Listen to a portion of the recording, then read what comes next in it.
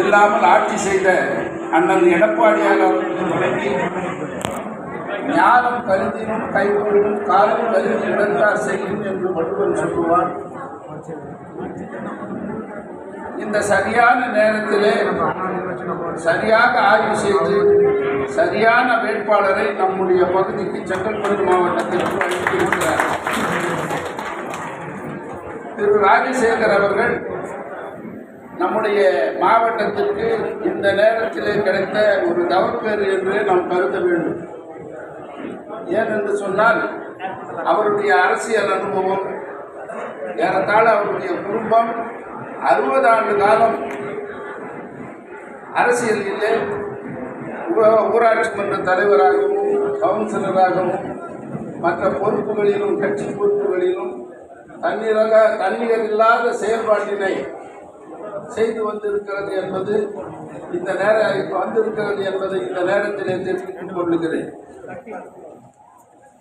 ஏனென்று சொன்னால் நம்மிடத்திலே வேட்பாளராக நிறுத்தப்பட்டிருக்கும் திரு ராஜசேகர் அவர்கள் பொருத்தமான முத்தாய்ப்பான வேட்பாளர். நம்முடைய தொகுதி ஊராட்சி மன்ற தலைவராக நின்று வெற்றி பெற்றதோடு அல்லாமல் நம்முடைய கட்சியின் பெரும் பொறுப்புகளிலே அவர் அங்கம் வகித்திருக்கிறார். அவர் இன்றைக்கு செல்லுகின்ற இடமெல்லாம் அமோக வரவேற்பை எல்லா பகுதி மக்களும் அளித்து வருகின்றனர். அவரோடு தோளோடு தோளாக நின்று செயலாற்றி கொண்டிருக்கின்ற நம்முடைய மாவட்ட செயலாளர் திரு ஆறுமுகம் அவர்கள் வெற்றி ஒன்றையே குறிக்கோளாக கொண்டு இந்த பகுதியை பலம் வந்து கொண்டிருக்கிறார். அவர் இல்லாமல் இவர் இல்லை, இவர் இல்லாமல் அவர் இல்லை என்ற அளவிற்கு ஒரு சிறப்பான பணியை அவர் ஊக்குவித்து நம்ம பட்டி தொட்டி எல்லாம் அவர் முகம் காணாத இடமே இல்லை என்ற அளவுக்கு அவர் சிறப்பான ஒரு பணியை செய்து வெற்றி நாயகனாக இந்த தொகுதியினுடைய வெற்றியை நாம் அளவிட்டு விட்டோம் என்று சொல்லுகின்ற அளவுக்கு அவர் உடனிருந்து செயலாற்றி கொண்டிருக்கிறார். மற்றபடி நம்முடைய தோழமை கட்சி தோழர்கள் எல்லாம் சிறப்பான வரவேற்பை இந்த நேரத்திலே நமக்கு வழங்கி இருக்கிறார்கள்.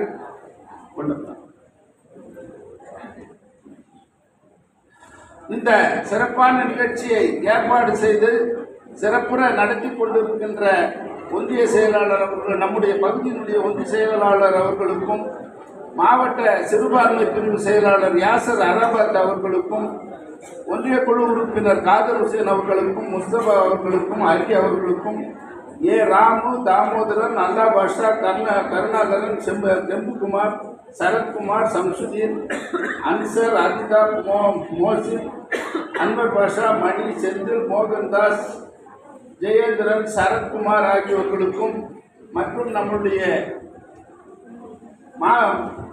கழக பொறுப்பாளர்கள், நம்முடைய செய்யூர் தொகுதியினுடைய அனைத்து பகுதியிலிருந்தும் வந்து கலந்து கொண்டு சிறப்பித்திருக்கின்ற ஒன்றிய செயலாளர்களுக்கும், மாவட்ட பொறுப்பாளர்களுக்கும், மற்றுமுள்ள அணி செயலாளர்களுக்கும் இந்த நேரத்திலே வரவேற்பினை சொல்லி பாட்டாளி மக்கள் கட்சியைச் சேர்ந்த டிஎன்டி தினேஷ் ஒன்றிய செயலாளர் அவர்களுக்கும், விஜயகுமார் ஒன்றிய தலைவர் அவர்களுக்கும், எல்லப்பன் மாவட்ட இளைஞரணி துணை செயலாளர் அவர்களுக்கும், ராதாகிருஷ்ணன் ஒன்றிய துணை செயலாளர் அவர்களுக்கும், ஒன்றிய பொறுப்பாளர் கந்தன், மகேஷ், பிரேம், உமாசங்கர், சதீஷ், நகதம்பி, ராம், ஷியாம், நவீன், மதன், மகேஷ் ஆகியவர்களுக்கும், பாரதிய ஜனதாவை சேர்ந்த ஸ்ரீதர் மாவட்ட செயலாளர்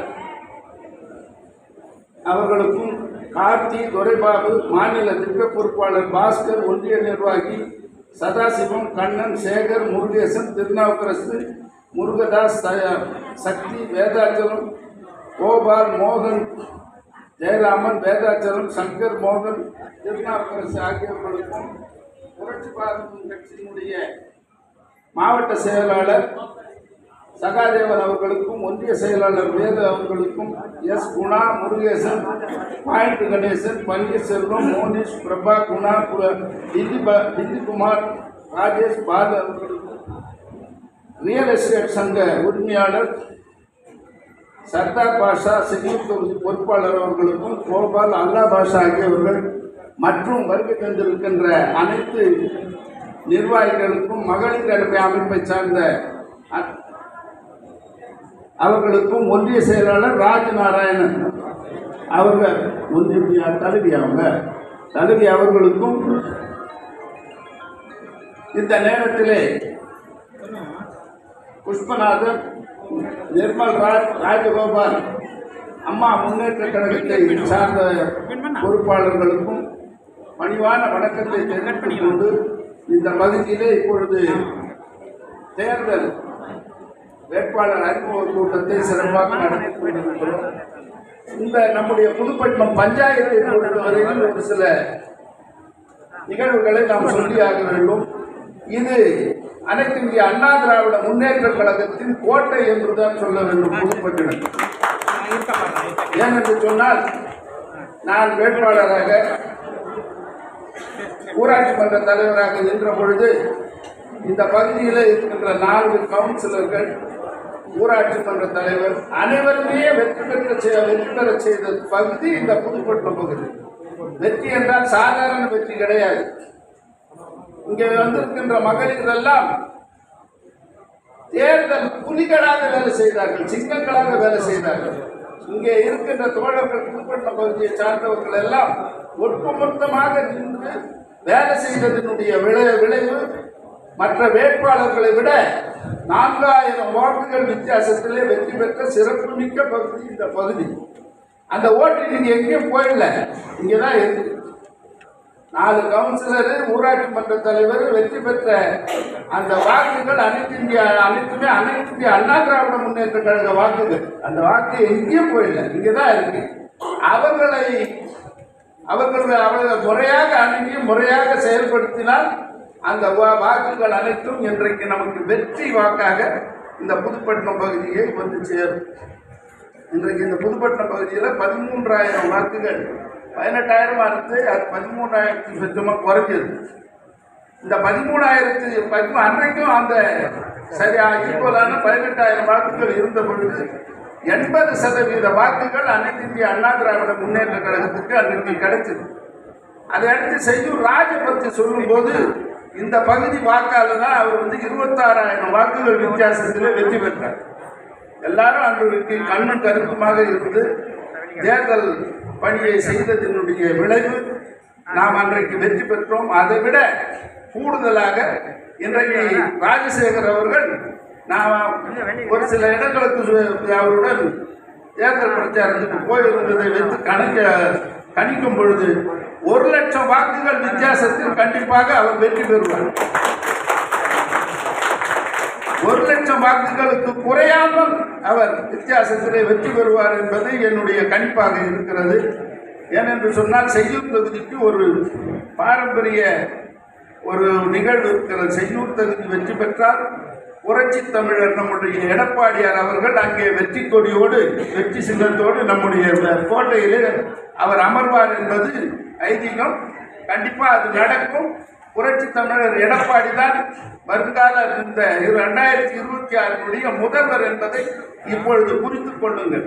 ஏனென்று சொன்னால், புரட்சி தமிழர் எடப்பாடியார் அவர்கள் இந்த தொகுதி மட்டுமில்லை, இருக்கின்ற 234 தொகுதியையும் சரியாக கணித்து சரியான வேட்பாளர்களை, எல்லா வேட்பாளர்களும் கொஞ்சம் ஆய்வு பண்ணி பாருங்க, சரியான வேட்பாளர்களை நிறுத்தி இந்த தேர்தலை கலந்து இருக்கிறார்.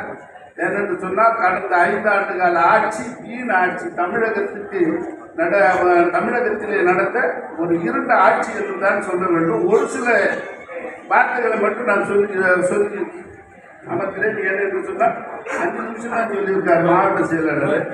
அதனால் நம்முடைய எல்லா தாய்மார்களெல்லாம் கவனிக்கணும். நம்முடைய தமிழ்நாட்டினுடைய ஒட்டுமொத்த கடன் 4 லட்சம் கோடி தான் இருக்கும். எப்போ காமராஜர் காலத்திலிருந்து, அண்ணா காலத்திலிருந்து, புரட்சி தலைவர் காலத்திலிருந்து, புரட்சி தலைவி அம்மா காலத்திலிருந்து, நம்முடைய புரட்சி தமிழர் எடப்பாடியார் ஆட்சி செய்த காலம் வரை 4 லட்சம் கோடி தான் கடன் இருந்தது தமிழ்நாட்டு மக்களுக்கு. இந்த படுபாவி மண்டைகளை மயில் இல்லாதவன் அவனுடைய ஆட்சி இந்த 5 வருஷத்துல அவன் பண்ண அநியாய அக்கிரமங்கள் கூடுதலா 5 லட்சம் கோடி சேர்த்து 9 லட்சம் கோடி இன்றைக்கு தமிழகத்துல கடன் இருக்கு. அந்த கடன் நம்ம தலையில வந்து சேர்ந்த கடன் தான். நாமெல்லாம் கடனாளி ஆகிட்டு இந்த 5 வருஷ காலத்துல அந்த 5 லட்சம் கோடி எங்க போச்சு, ஏது போச்சு, என்னன்னு ஒண்ணுமே தெரியல. ஏன்னா அவன் குடும்பம் இன்னைக்கு லேண்ட்லார்ட், அவனுடைய மருமகன் இன்றைக்கு 5000 ஏக்கர்கள் இந்த மகாதேவரம் பக்கத்துல வாங்கி இருக்கிறதா தகவல் வருது. ஜி ஸ்கொயர், அது பேர் வந்து ஜி ஸ்கொயர். ஏறத்தாழ 5000 ஏக்கர்கள் அந்த ஜி ஸ்கொயர் பேர்ல வாங்கியிருக்கான்னா அந்த பணம் யாருடைய பணம், எங்கிருந்து வந்தது என்பது நம்முடைய புரட்சி தமிழர் எடப்பாடியார் அனைத்து இந்திய அண்ணா திராவிட முன்னேற்ற கழகம் வெற்றி பெற்று அவர் முதல்வராக ஏற்கும் பொழுது முதல் விசாரணையா அதுதான். அதனால ஒரு ஊழல் நிர்வாகம், யாரு ஆட்சி செய்ய தெரியல, கணக்கு தெரியல. இந்த வழுக்கு மண்டையருக்கு கணக்கு தெரியல. ஏன்னா 2500 ரூபாய் பொங்கல் பரிசு கொடுக்கும்போது ஏன் 1500 ரூபாய் சேர்த்து 5000 ரூபாயா கொடுத்தா என்னன்னாக்கா அந்த கணக்கு என்ன படிச்சு என்ன போன என்ன வந்தன்னு தெரியணும். ஏன்னா கணக்கு வழக்கு தெரியாத ஒரு முதல்வர் அந்த பால்டாயில் அவன் மாமா பால்டாயை குடிச்சு கேட்ட கிடைக்கலன்னு பால்டாயை குடிச்சானான். அப்படிப்பட்டவன் துணை முதல்வர், இவன் முதல்வர். அவனுடைய குடும்பம் வாழ்ந்தது குடும்பம் சிறப்புற இருக்கணுன்றதுக்காக தமிழக மக்களை எல்லாம் பணம் வைத்து வெற்றி பெற்ற குடும்பம். எப்போதுமே திமுகவினுடைய வரலாறுகளை எடுத்தால் அனைத்து இந்திய அண்ணா திராவிட முன்னேற்ற கழகத்தில் எப்போ கொஞ்சம் குறைபாடு ஏற்படுது அப்போதான் அவங்க வந்துடுவாங்க. அந்த குறைபாட்டால் தான் இந்த வாட்டி 5 ஆண்டுகள் அவங்க அந்த ஆட்சியை பிடிச்சாங்க. ஆனால் அதை நீடிக்க விடக்கூடாது. நீடிக்க விடாமல் இப்போ புரட்சி தமிழர் எடப்பாடியார் அவர்கள் சில தேர்தல் அறிவிப்புகளை சொல்லியிருக்கார். தேர்தல் வாக்குறுதி முதல்வரானவுடன் உங்களுக்கெல்லாம் வந்து 10,000 ரூபாய் உங்களுடைய வங்கி கணக்கில் செலுத்தப்படும் என்று சொல்லியிருக்கிறார். எப்போதுமே அவர் சொன்னால் செய்வார், சொன்னால் கண்டிப்பாக செய்வார். வந்தவுடன் அது நிறைவேறும். குடிசாதன பெட்டி வழங்குவதாக சொன்னார். புரட்சி தலைவி அம்மா அவர்கள் நிறைவேற்றிய அனைத்து திட்டங்களையும் மீண்டும் நிறைவேற்றப்படும் என்று உத்தரவாதம் கொடுத்திருக்கிறார். எனவே நான் இந்த நேரத்தில் சொல்றேன், ஓர்ந்து கண்ணோடா திரைப்புரிந்து யார் மாட்டும் தேர்வு செய்வதற்கு முறையில் நான் வள்ளுவன். அந்த வள்ளுவனுடைய வாக்கு இணங்க நீங்கள் எல்லாம் ஒவ்வொருத்தரும் இங்கே வந்திருக்கீங்கன்னா ஒவ்வொருத்தரும் 100 வாக்குகளுக்கு சமம்.